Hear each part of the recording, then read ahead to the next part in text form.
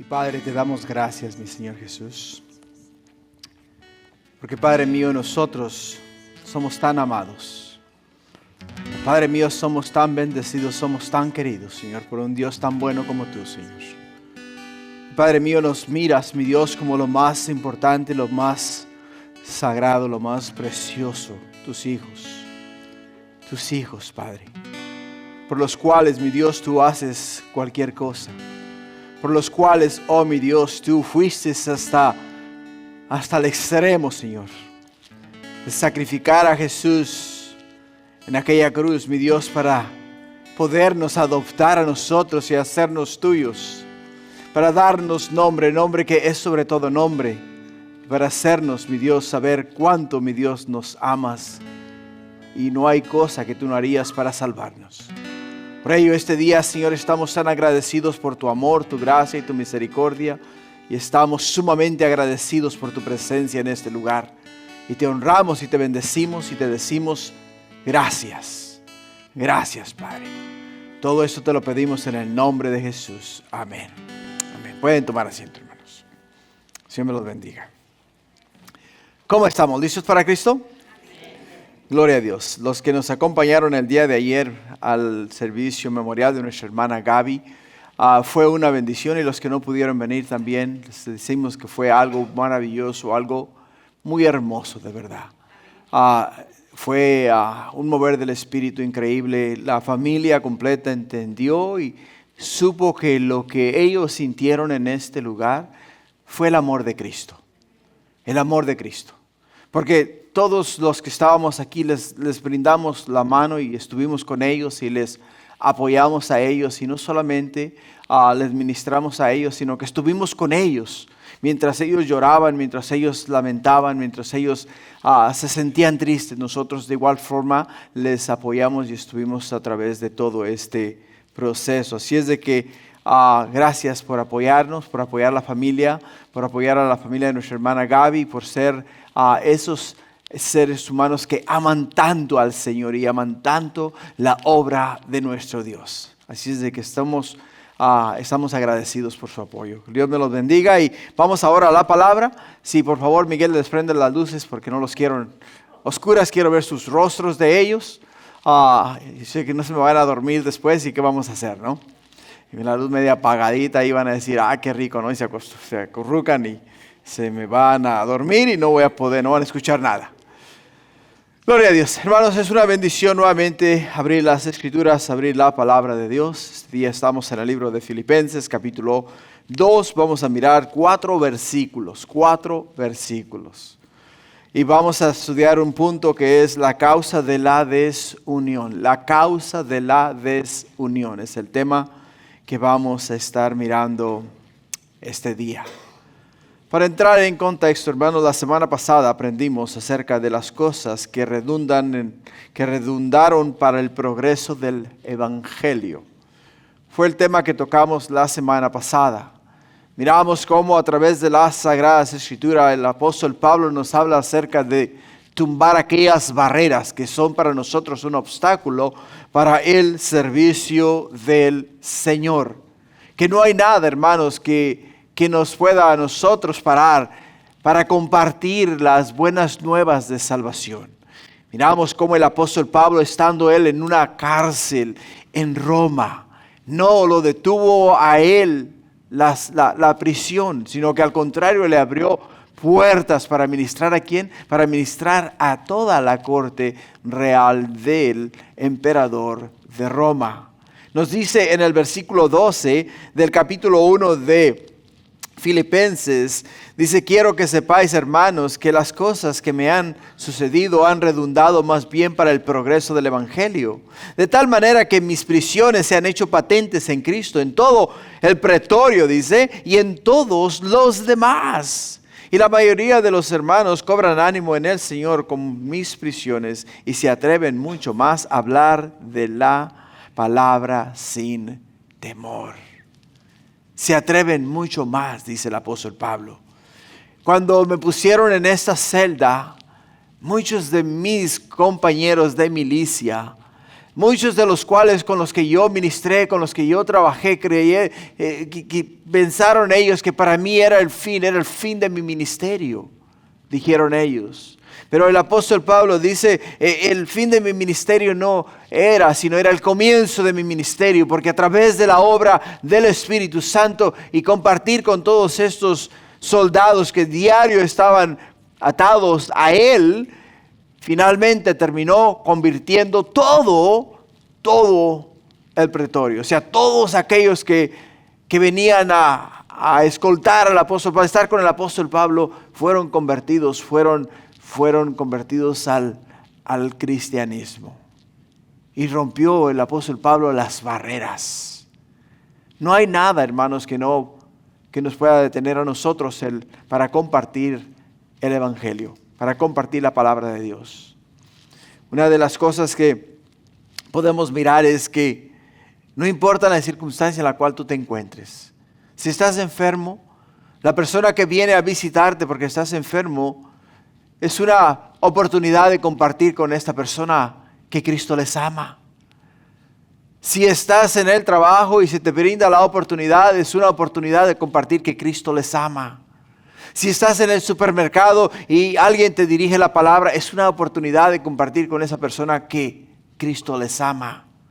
El apóstol Pablo estaba en la prisión y allá en la prisión le compartió a todos los soldados romanos, los de la corte real, los más importantes, los más entrenados, los más educados, los que literalmente estaban al cuidado del emperador.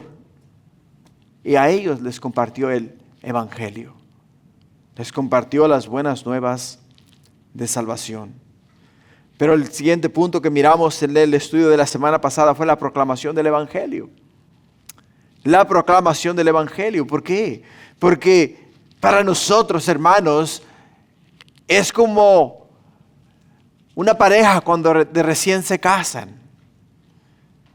Si ellos no conciben y tienen familia, van a terminar siendo solamente ellos. Pero el momento que conciben, el momento que vienen los hijos, comienzan ellos a ¿qué? A crecer. Y comienzan a ser la familia más grande. Y a medida que la familia va creciendo también, hermanos, las oportunidades que Dios trae a través de esa familia. Por ello, la proclamación del evangelio es nosotros ir y plantar, hermanos, la semilla del evangelio en el corazón de las personas, para que también ellos puedan venir al conocimiento y a la sabiduría que hemos adquirido en el Señor a través de las sagradas escrituras. Y el apóstol Pablo, para él era importantísimo, ¿qué? Importantísimo pregonar el evangelio a toda criatura sobre la tierra. Nos dice en el versículo 15 del capítulo 1, dice: algunos a la verdad predican a Cristo por envidia y contienda, pero otros de buena voluntad. Los unos anuncian a Cristo por contención, no sinceramente, pensando añadir aflicción a mis prisiones. Pero los otros por amor, sabiendo que estoy puesto para la defensa del evangelio. O sea, no importa por qué lo hagas, siempre y cuando compartas el evangelio, las buenas nuevas de salvación. Quizá digas tú, quizá digas de esta manera: este hermano predica el evangelio y es efectivo en compartir la palabra. Pero ¿sabes qué? Yo lo voy a hacer mejor. Yo voy a ir y voy a predicar y lo voy a hacer mejor que él. O quizás digas tú: ¿sabes qué? Ese ni siquiera sabe cómo hacerlo. Déjame hacerlo yo, ¿no? No importa de qué y por qué y de qué manera lo hagas, pero comparte el evangelio. Comparte las buenas nuevas de salvación. Háblale a las personas que Cristo es el camino, la verdad y la vida, y que nadie viene al Padre si no es a través de Cristo Jesús. No sé, dice el apóstol Pablo, algunos predican. ¿Por qué? Por envidia. Dicen: él lo hace, bueno, yo también lo voy a hacer, lo voy a hacer mejor. Otros por contención, otros por afligirme. Dicen: no importa cómo lo hagas, hazlo, predica el evangelio, que es lo más importante. Pero el apóstol Pablo también nos enseñó en el tercer punto la semana pasada acerca de la oración y suministración del Espíritu Santo. la oración y suministración del Espíritu Santo.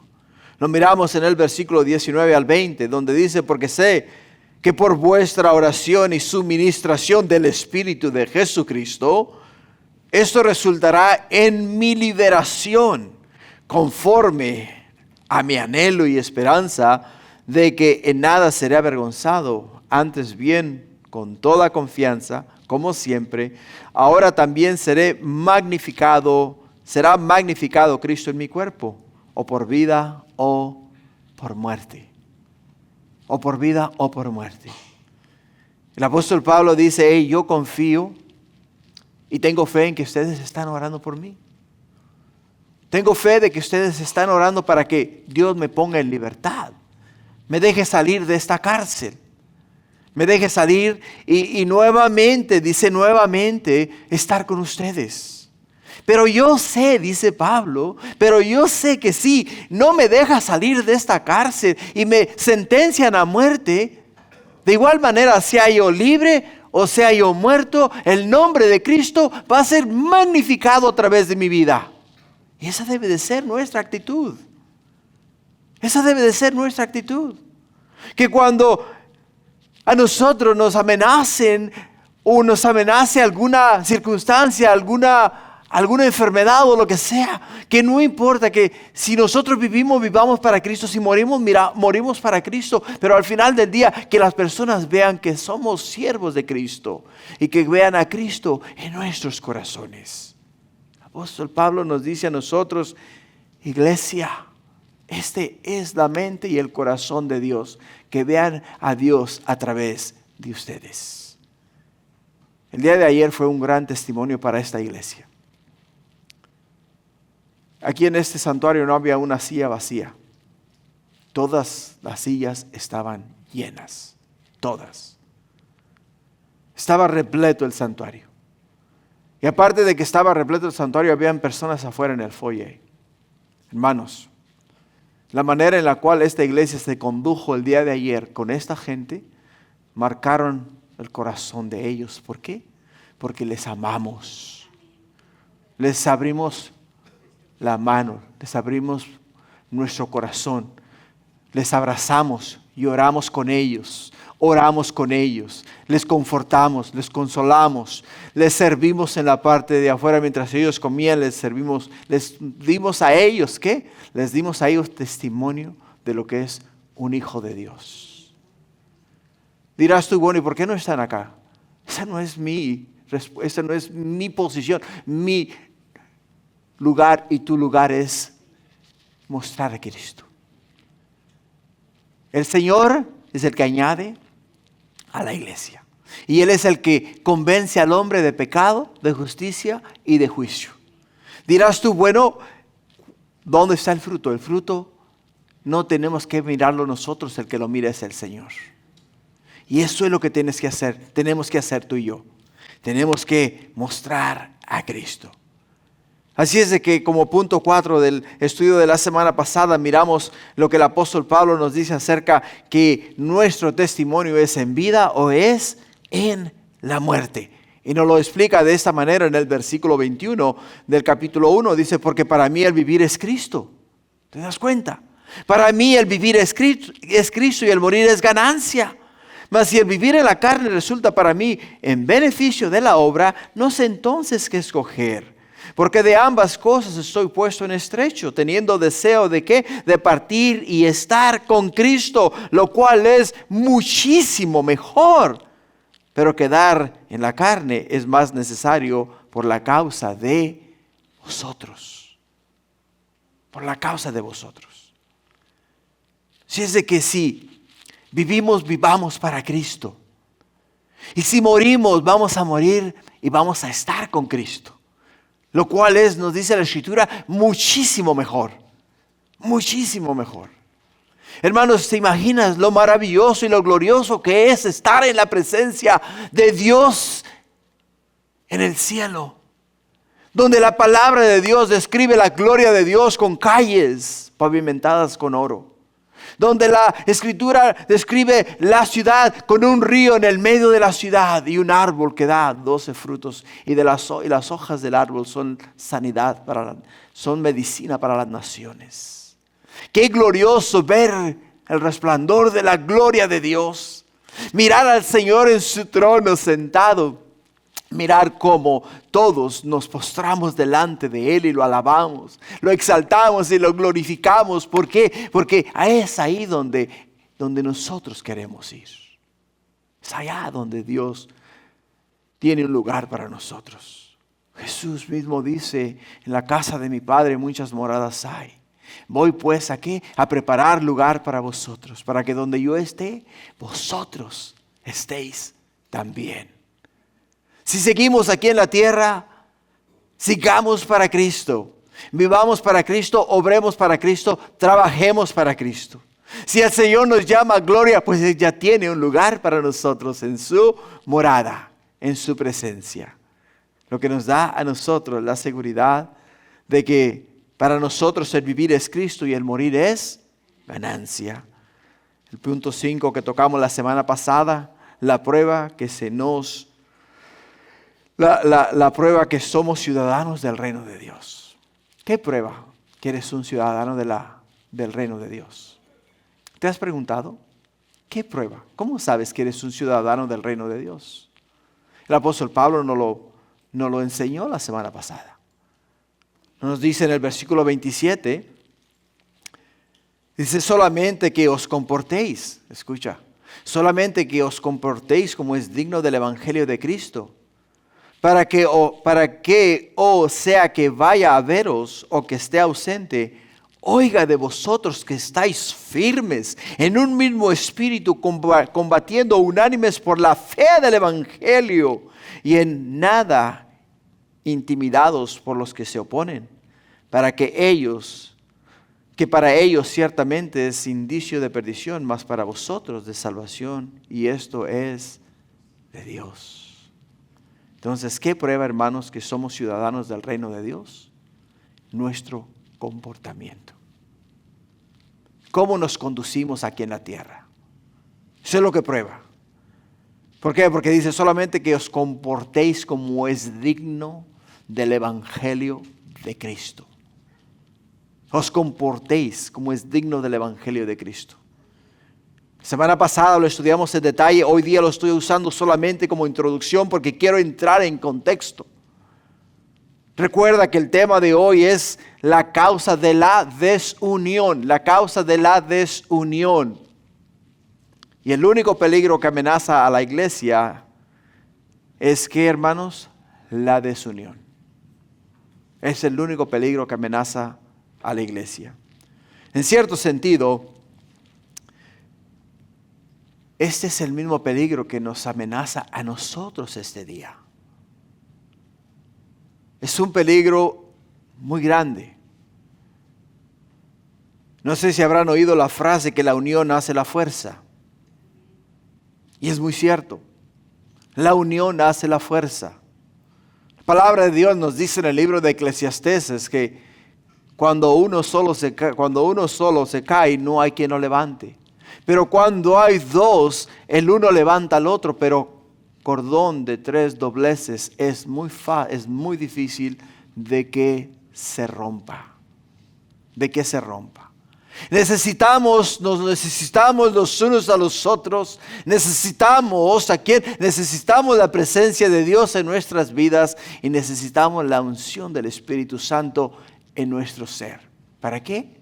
Para poder militar para el reino de Dios, para poder avanzar hacia la meta, hacia el supremo llamamiento, hacia el llamado que tenemos en Cristo Jesús.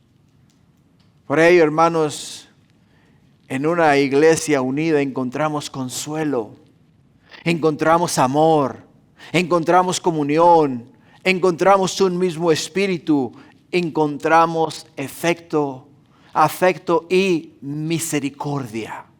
En una iglesia unida.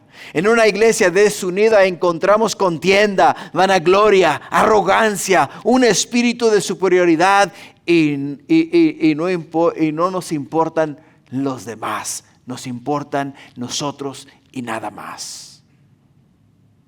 Por ello es que en los siguientes 4 versículos Pablo, inspirado por el Espíritu Santo, nos va a hablar de la causa de la desunión y la cura para la desunión. Es lo que vamos a mirar en los versículos que ahora vamos a embarcar. En el primer punto que vamos a tocar este día es la causa de la desunión. La causa de la desunión. Y el versículo 1 nos dice, por tanto, si hay alguna consolación en Cristo, si algún consuelo de amor, si alguna comunión del Espíritu, si algún efecto entrañable, si alguna misericordia. Cuando leas en las Sagradas Escrituras la palabra por tanto,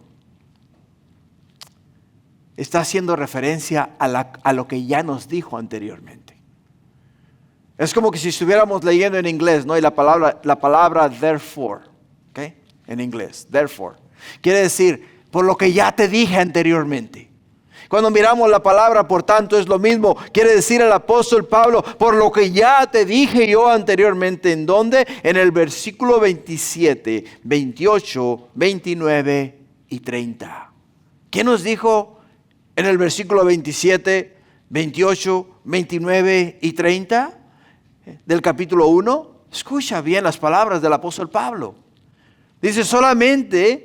Dice que os compartéis como es digno del evangelio de Cristo, para que no sea que vaya a veros o que esté ausente, oiga de vosotros que estáis firmes en un mismo espíritu, combatiendo unánimes por la fe del evangelio, en nada intimidados por los que se oponen, que para ellos ciertamente es indicio de perdición, mas para vosotros de salvación, y esto de Dios, porque a vosotros es concedido a causa de Cristo, no solo que creáis en Él, sino que también padezcáis por Él, teniendo el mismo conflicto que habéis visto en mí y ahora oís que hay en mí. Para Pablo le dice a la iglesia de Filipenses y este día a la iglesia de aquí de La Habra, cómo mostrarnos hermanos fuertes para el Señor en contra de los conflictos y la desunidad. Primeramente miramos en el versículo 27 que para poder nosotros superar el espíritu de desunidad tenemos que comportarnos como es digno del evangelio de Cristo Jesús. Segundo, hermanos, en ese mismo versículo nos dice que tenemos que estar firmes en un mismo espíritu. Tenemos que estar firmes en un mismo espíritu. Y en ese mismo versículo 27 nos dice combatiendo unánimes juntos, con una misma mente, un mismo corazón, por la fe del evangelio. O sea, 3 puntos nos da en el versículo 27 para la desunidad, para curar la desunidad. Comportarnos como es digno del evangelio, estar firmes en un mismo espíritu, combatiendo unánimes por la fe del evangelio. Pero en el versículo 28 nos dice, en nada intimidados. O sea, que nadie nos intimide a nosotros. Que nadie nos intimide a nosotros. ¿Por qué? Porque se van a oponer en contra de lo que hacemos nosotros. Si dentro del cuerpo de Cristo se levanta un espíritu de contienda, se levanta un espíritu de desunión, tenemos que regresar nosotros a los principios dados en las Sagradas Escrituras para poder contrarrestar ese espíritu de desunión. ¿Por qué? Porque si no lo hacemos, hermanos, nos vamos a desunir. Y una iglesia desunida es una iglesia que va hacia la perdición, fracasar. Si entendemos que hay oposición entre nosotros, tenemos que regresar a ver si nos estamos comportando como es digno del evangelio de Cristo. Tenemos que regresar a ver si estamos firmes o a ver si estamos en un mismo espíritu. Tenemos que regresar, hermanos, a ver si estamos combatiendo unánimes por la fe del Evangelio. Tenemos que regresar a observar, a examinar nuestros corazones. Y si no estamos comportándonos como es digno del Evangelio de Cristo, ahí está el problema. Hay que resolver ese problema. Si nos damos cuenta, hermanos, que no estamos firmes en un mismo espíritu, ahí está el problema. Hay que resolver el problema. ¿Por qué? Porque no podemos caminar, no podemos avanzar si no estamos en una misma mente, si no estamos en un mismo espíritu, si no estamos militando para el Evangelio de Cristo Jesús, si no tenemos las mismas metas, no podemos avanzar. Y el apóstol Pablo quería que la iglesia de Filipenses tuviese una misma mente, un mismo corazón, una misma meta, un mismo sentir, un mismo espíritu, que combatiesen juntos por la fe del Evangelio de Cristo Jesús, todos unánimes. Y cuando entra la desunión, es cuando entra el conflicto en la iglesia. Muchas de las veces, hermanos, cuando estas cosas suceden dentro del cuerpo de Cristo, en vez de nosotros pararnos, observar el problema, orar al respecto, continuamos con el conflicto. No, porque es que así no se hacen las cosas. No, es que hay que hacerlas de esta manera. No, es que tú me dices que lo que tú quieres hacer no se alinea con las Sagradas Escrituras. Oh, no, es que lo que tú dices en la Escritura no está escrito y cosas así. No, un momento. Observemos. ¿Dónde está nuestro corazón? ¿Estamos combatiendo unánimes? ¿Nos estamos comportando como es digno de Cristo? El hecho de que estamos en desunión nos indica que no nos estamos comportando conforme al Evangelio de Cristo. ¿Por qué, hermanos? Porque hay contienda en nosotros. Hay contienda en nuestro corazón. Y la causa de la desunión es la contienda. Es la contienda. Por ello el apóstol Pablo, cuando dice a nosotros, por tanto, nos dice a nosotros: hey, yo os dije a vosotros lo que puede causar desunión en vosotros y en el medio de vosotros. Por ello es que ahora quiero que ustedes estén todos en una misma mente, un mismo corazón, un mismo espíritu. Y para ello les dice a ellos si hay alguna consolación.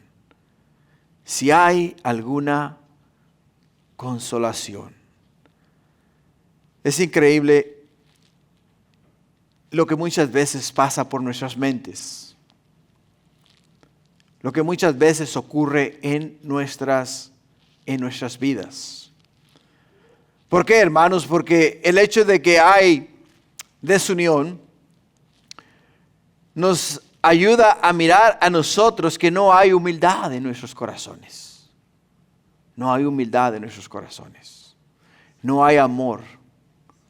Y estas cosas no son dignas de un creyente.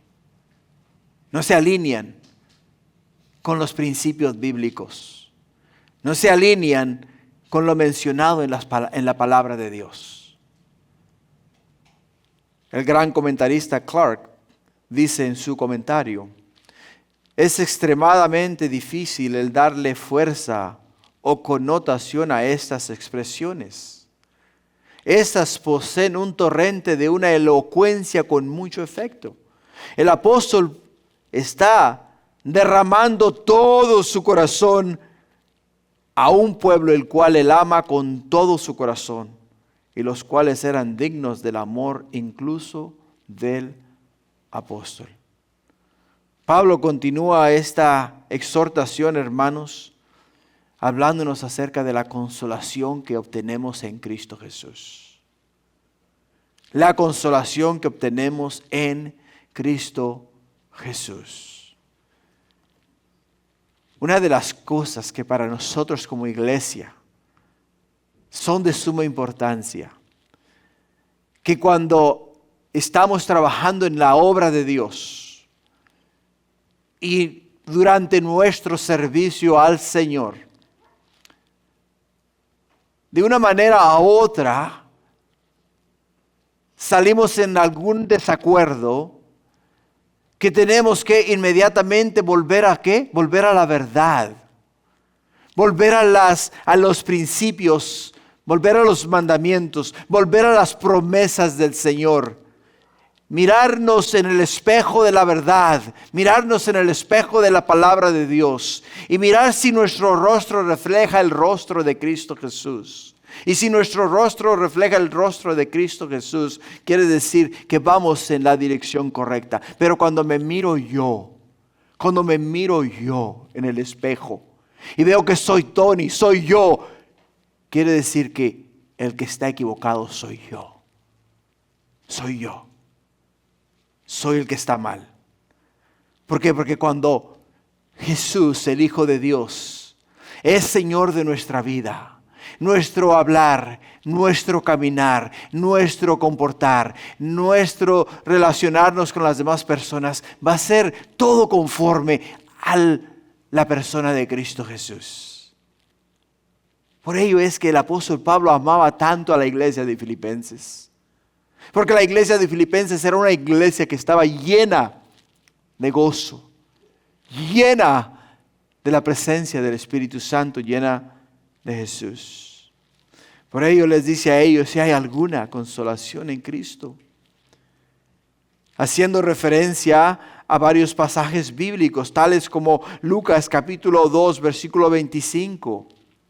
En Lucas 2:25 dice, he aquí, había en Jerusalén un hombre llamado Simeón, y este hombre justo y piadoso esperaba, dice, ¿esperaba qué? Esperaba la consolación de Israel.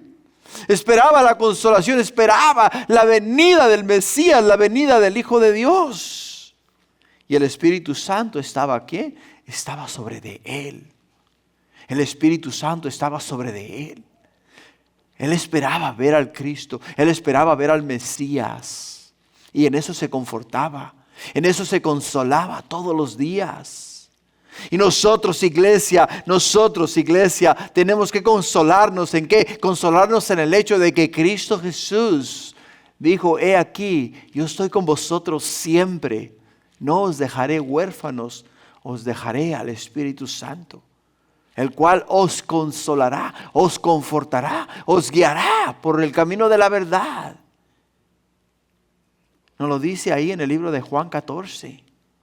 Pero igual el apóstol Pablo, expresando este mismo sentimiento en 2 de Corintios capítulo 1 versículo 5, dice, porque de la manera que abundan en nosotros las aflicciones de Cristo, así abundan también por el mismo nuestra consolación. Nuestra consolación. Hermanos, hermanas, cuando alguien te vituperee por causa del nombre de Cristo Jesús, dice, bienaventurado eres, porque si en el árbol verde, dice Jesús, hicieron estas cosas, ¿qué no harán en el árbol seco? En otras palabras, si a Jesús lo vituperearon, lo golpearon, lo latigaron, lo clavaron a una cruz, siendo el Hijo de Dios, el Creador del mundo, el cual te formó en el vientre de tu madre y sopló aliento de vida en tu nariz, ¿qué no harán con nosotros? ¿Qué no harán con nosotros? Pero dice el apóstol Pablo, nuestra consolación es ¿quién? Es Jesús.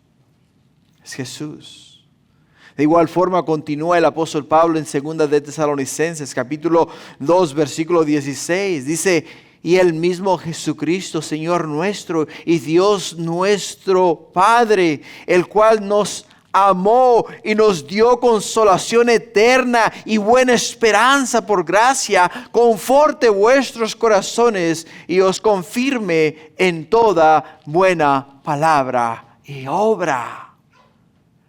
O sea, el apóstol Pablo nos dice a nosotros, si hay alguna consolación en Cristo Jesús, confortaos, consolaos. ¿En quién? En Jesús, en el Hijo de Dios. Charles Spurgeon escribe estas palabras y dice, el Espíritu Santo consuela, pero Cristo es la consolación. Si puedo usar el sentido figurado, el Espíritu Santo es el médico, pero Cristo es la medicina. Cristo es el que te sana. Cristo es el que te cura. Pero el que te lo aplica es el Espíritu Santo. De acuerdo con las palabras de Charles Spurgeon. Pero igual el apóstol Pablo pasa a la siguiente frase: si algún consuelo de amor. Si algún consuelo de amor. Esa es la segunda pregunta retórica de Pablo en este pasaje. Al afirmar, él afirma el gran consuelo de amor que cada hijo de Dios recibe cuando invita a Cristo a entrar en su corazón y le recibe como Señor de su vida. ¡Wow! Tú sabes el efecto tan grande, pero tan grande que ocurre cuando una persona abre su corazón a Cristo Jesús y le dice: Señor, entra en mi corazón, sé Señor de mi vida. Es un efecto que no tiene explicación, no hay palabras para describirlo. Dios, en su infinita misericordia, te ha preparado a ti como templo del Espíritu Santo, morada de Dios, morada de Jesús. Y cuando Él viene a entrar y mora en tu corazón, nos dice el apóstol Pablo en 2 de Corintios capítulo 1 versículo 3, dice: bendito sea el Dios y Padre de nuestro Señor Jesucristo, Padre de misericordia y Dios de toda consolación, el cual nos consuela en todas nuestras tribulaciones, para que podamos también nosotros consolar a los que están en cualquier tribulación, por medio de la consolación que con que nosotros somos consolados por Dios. La palabra consuelo en este pasaje es la antigua palabra griega paraclesis. La idea detrás de esta palabra para consuelo encontramos que significa una dulce simpatía. Una dulce simpatía. Implica la idea de dar fuerza, de ayudar y de hacerte fuerte. De hacerte fuerte. Por ello, el apóstol Pablo, cuando expresa esas palabras en este versículo que dice que si hay algún consuelo de amor, dice: el amor del Señor a mí me da fuerzas, me ayuda y me hace fuerte. Me hace fuerte. Es lo más cerca que podemos explicar la conversión de una persona. Que antes en el mundo, hermanos, nos tambaleaba cualquier cosa. Que antes en el mundo nos metía en un estado depresivo que no podíamos salir de él. Y acudíamos a las sustancias químicas o seguíamos otras cosas para podernos nosotros librar de esa situación. Pero ahora, hermanos, en Cristo Jesús, cuando estas cosas ocurren en nuestras vidas, acudimos a Él, nos postramos delante de Él y Él automáticamente nos levanta, nos da fuerzas, nos da ánimo y nos dice: arriba, porque estoy contigo. Estoy contigo. Así es de que entiende algo. En Cristo somos más que vencedores. En Cristo está nuestra esperanza. En Cristo están nuestras fuerzas. En Cristo, hermanos, está nuestra vida. Y en Él y a través de Él es que vamos nosotros a seguir hacia adelante. Pero usa también una frase más, dice: alguna comunión del Espíritu. Si alguna comunión del Espíritu. Comunión es la antigua palabra griega koinonia. Esto significa el compartir las cosas en común. Nosotros compartimos vida con el Espíritu de Dios, el cual no conocíamos antes. ¿Por qué? Porque ha venido a morar en nuestro corazón. El Espíritu Santo llena, guía y se mueve en nuestras vidas de una manera poderosa y preciosa. Poderosa y preciosa. por supuesto, que mientras Él nos guía, tenemos comunión con Él. Tenemos comunión, tenemos coinonía con el Espíritu de Dios.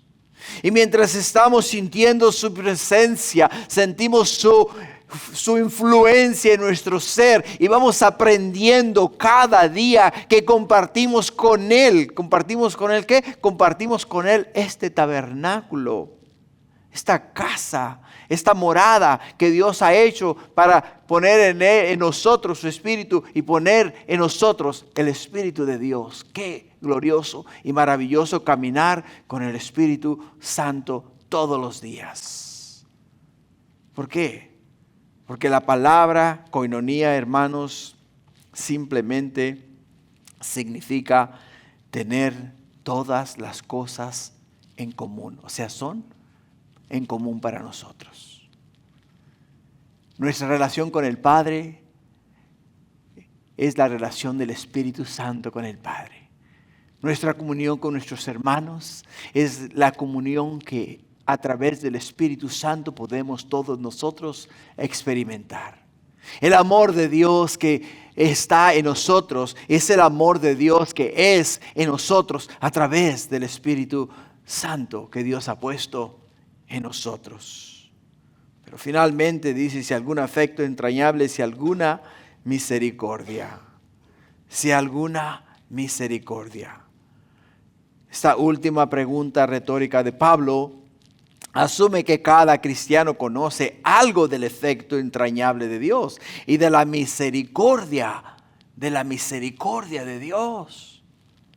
O sea, todos nosotros de una manera u otra hemos experimentado la gracia, hemos experimentado la misericordia, hemos experimentado el amor, hemos experimentado la presencia del Espíritu Santo, porque cuando aceptamos a Jesús, el Espíritu Santo vino en nosotros y mora en nosotros y está con nosotros y camina con nosotros.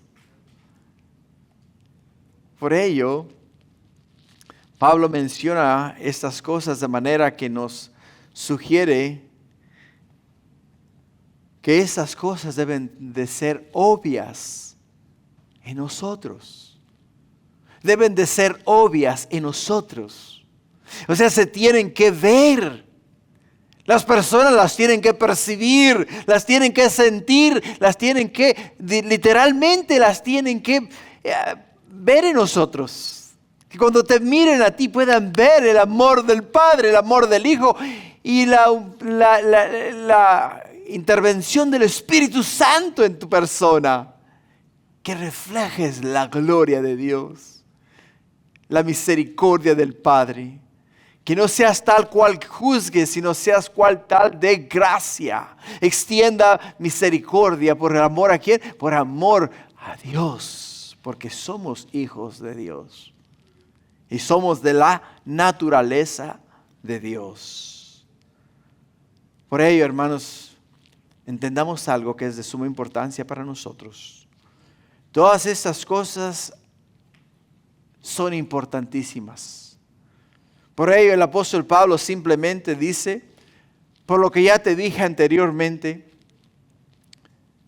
quiero que reflejes el amor de Dios. Quiero que reflejes la gloria de Dios. Quiero que reflejes la gracia de Dios. Quiero que reflejes la persona de Cristo Jesús en tu persona, para que otros puedan venir y puedan ver y entender que Jesús es el camino, la verdad y la vida. En el segundo versículo dice, completad mi gozo, sintiendo lo mismo, teniendo el mismo amor, unánime, sintiendo una misma cosa. ¡Wow! Dice el apóstol Pablo, vamos a ponerle el icing al cake, o como le llaman el merengue, ¿no? Al cake. Vamos a cubrirlo. Ya les presenté el cake, ya les presenté el pastel. Ahora vamos a adornarlo, vamos a decorarlo. Vamos a hacerlo mirar bonito. ¿Cómo dice? Completando mi gozo.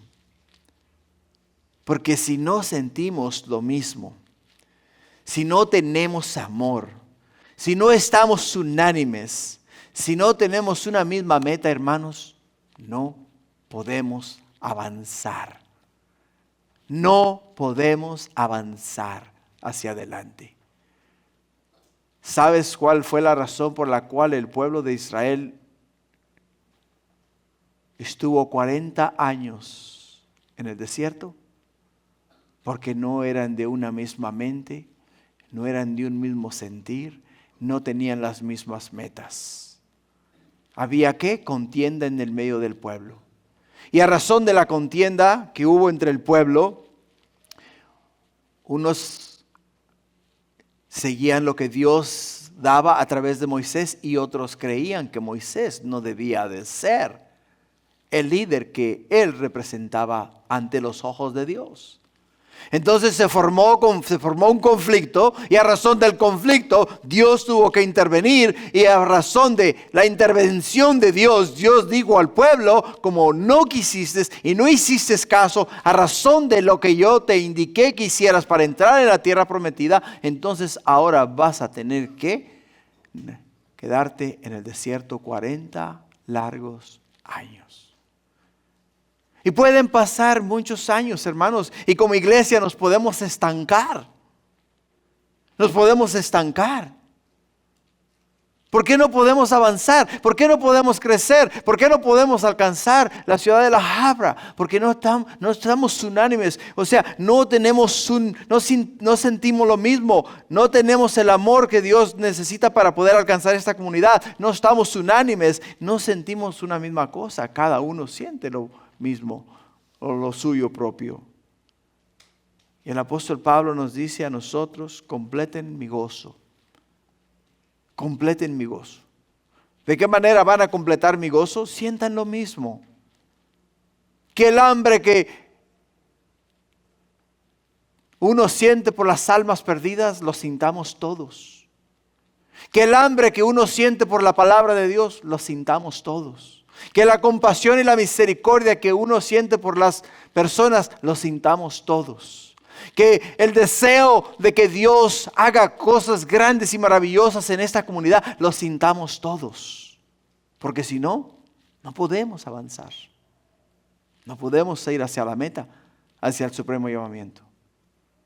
¿Te das cuenta? Tenemos que estar juntos, unánimes. Unánimes. Y el gozo, hermanos, es la cura para la desunidad. El gozo es la cura para la desunidad. Cuando el apóstol Pablo dice sintiendo lo mismo, está usando la palabra hebrea que es freneo.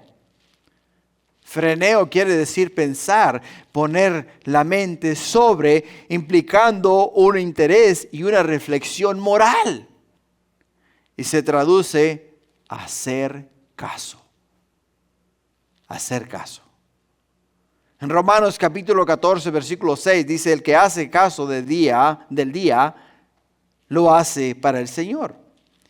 Y el que no hace caso del día, para el Señor no lo hace. El que come, para el Señor come, porque da gracias a Dios. Y el que no come, para el Señor no come, y da gracias a Dios. Por ello es que todos por igual, unos a otros, hermanos, tenemos que caminar como un solo hombre. Tenemos que caminar como un solo hombre, un solo cuerpo. Tenemos que caminar en un mismo espíritu. Tenemos que tener una misma meta. Si no, no podemos avanzar. Pero el apóstol Pablo también menciona, dice, teniendo el mismo amor. Teniendo el mismo amor. Y qué interesante, ¿no? Porque la palabra amor aquí es la palabra ágape. Es un amor desinteresado. Un amor sacrificial. Un amor el cual estamos dispuestos a hacer lo que tengamos que hacer por amor. Por amor.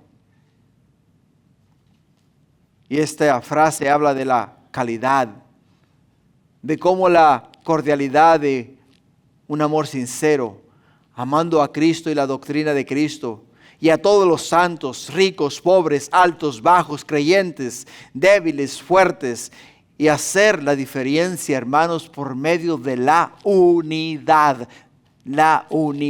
en el cuerpo de Cristo. Si ustedes se dan cuenta, nuestro cuerpo, para poder funcionar, tiene que estar unido. Si los riñones nos dejan de funcionar, no podemos seguir adelante. Si el hígado nos deja de funcionar, no podemos continuar. Si el corazón nos falla, no podemos continuar. Si nos falla la mente, no podemos continuar. Si nos falta una mano, no funcionamos igual. Si nos falta un pie, no funcionamos igual. Tenemos que estar unidos. El cuerpo tiene que estar completo para poder ser efectivo en la obra de Dios. Y nosotros, iglesia, para poder funcionar como cuerpo de Cristo, tenemos que estar todos, ¿qué? Unánimes. Unánimes. Unánimes es estar de acuerdo o ser iguales en alma. Teniendo la misma alma, no en sustancia o en número, como han afirmado algunos filósofos, sino teniendo el mismo efecto, juicio y voluntad. Como se dice que los primeros cristianos eran de un corazón, de una alma, de una mente, de una meta. Y por ello es que la iglesia en los primeros días explotó. ¿Por qué?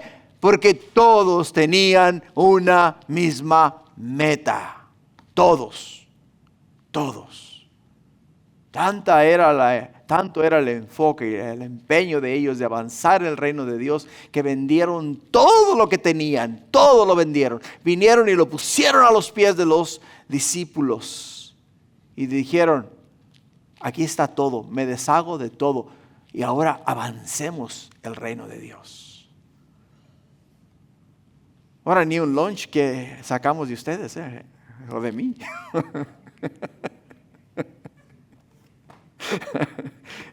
Digo, ni un lunch sacamos de nosotros, ¿verdad? Bueno, dice la palabra de Dios que también sintamos una misma cosa, hermanos. Seamos de una misma mente, de una sola mente.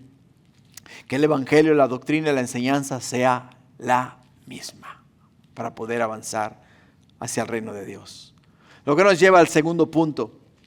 El segundo punto, hermano, dice: no puede haber unidad donde hay desunión. No puede haber unidad donde hay desunión. Versículo 3.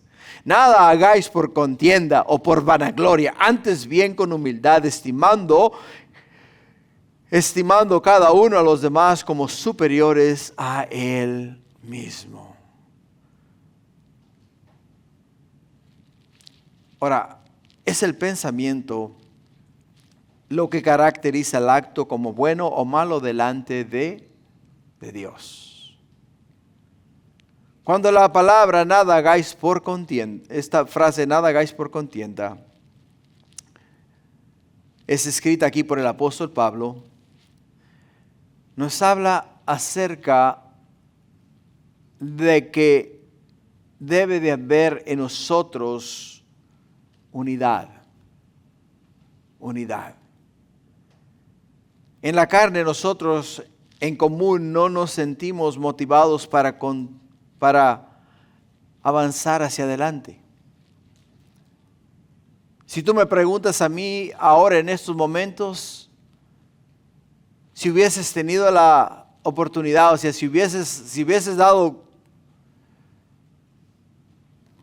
el privilegio, o sea, la oportunidad de escoger a tu carne, a tu cuerpo, a tu persona, de quedarte en casa a descansar o venir a la iglesia, ¿qué tú crees que hubiese sido mi respuesta si hubiese querido yo complacer a mi carne? ¿Cuál hubiese sido mi respuesta? ¿O cuál hubiese sido tu respuesta? Te hubieses quedado en casa. Te hubieses quedado a descansar.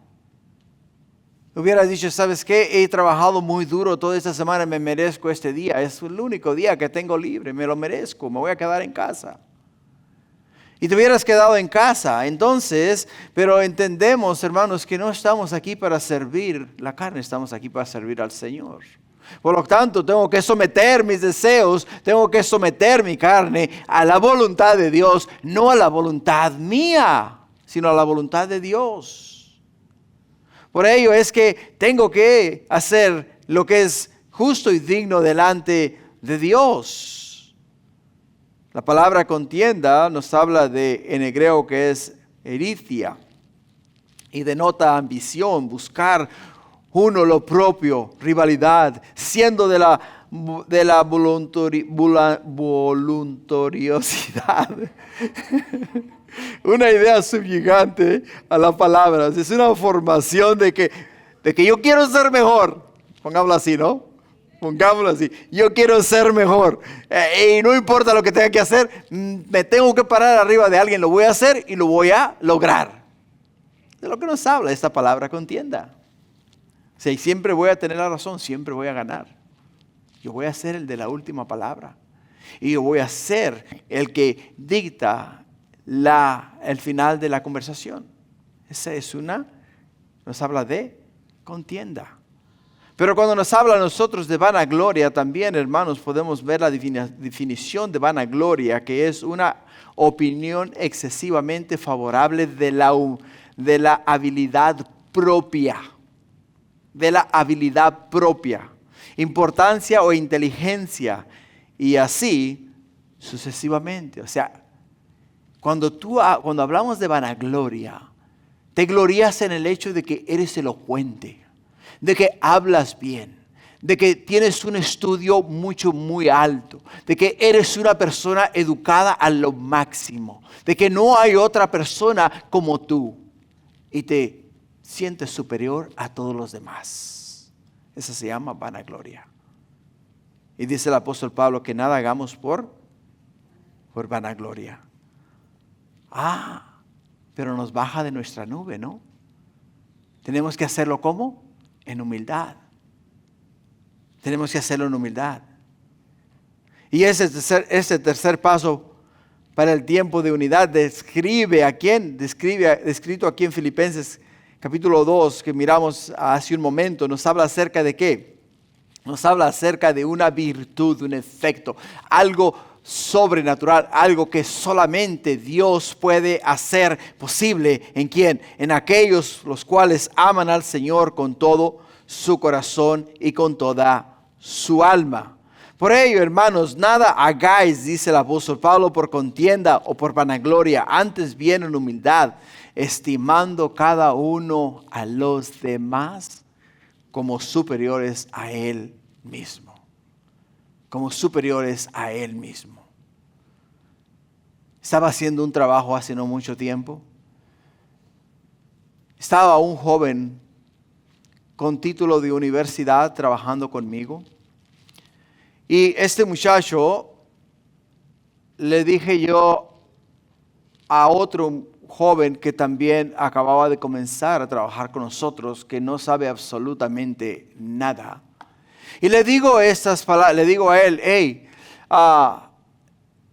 no le hables mal a este joven, porque el día de mañana puede terminar siendo tu jefe. Y dice él, yo nunca en la vida me voy a someter a esta persona.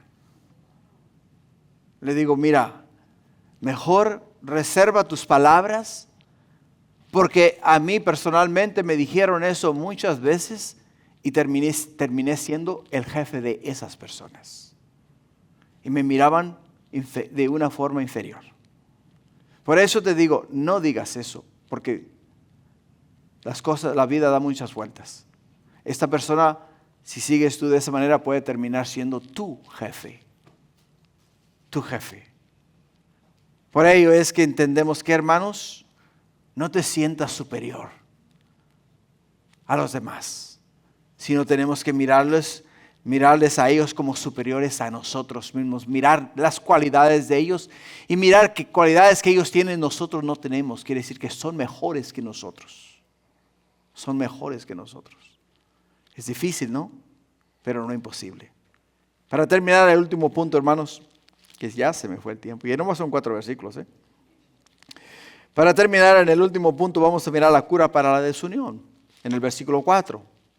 No mirando cada uno por lo suyo propio, sino cada cual también por lo de los otros. Y aquí está la cura para la desunión. O sea, yo no tengo que estar enfocado en mí. Tú no tienes que estar enfocado en ti. No tienes que estar enfocado en tu problema. No tienes que estar enfocado en tu necesidad. Tienes que estar enfocado en lo que puedes hacer para ayudar a la otra persona. Es lo que nos dice la Escritura acá. No mirando cada uno por lo suyo propio. O sea, no mirando lo mío, sino mirando lo de los demás. Mirando lo de los demás. Por ello es que la cura de la desunión, hermanos, está en el negarte a ti mismo y poner a alguien sobre ti como superior a tu persona. Y te lo aseguro que nunca vamos a estar desunidos. Siempre vamos a estar unidos. Porque yo me voy a preocupar por ustedes, ustedes se van a preocupar por mí. Nos vamos a preocupar por los demás y de igual forma nos vamos a cuidar los unos a los otros. ¿Por qué? Porque tú tienes cualidades que yo no tengo. Y son mejores que las que yo tengo.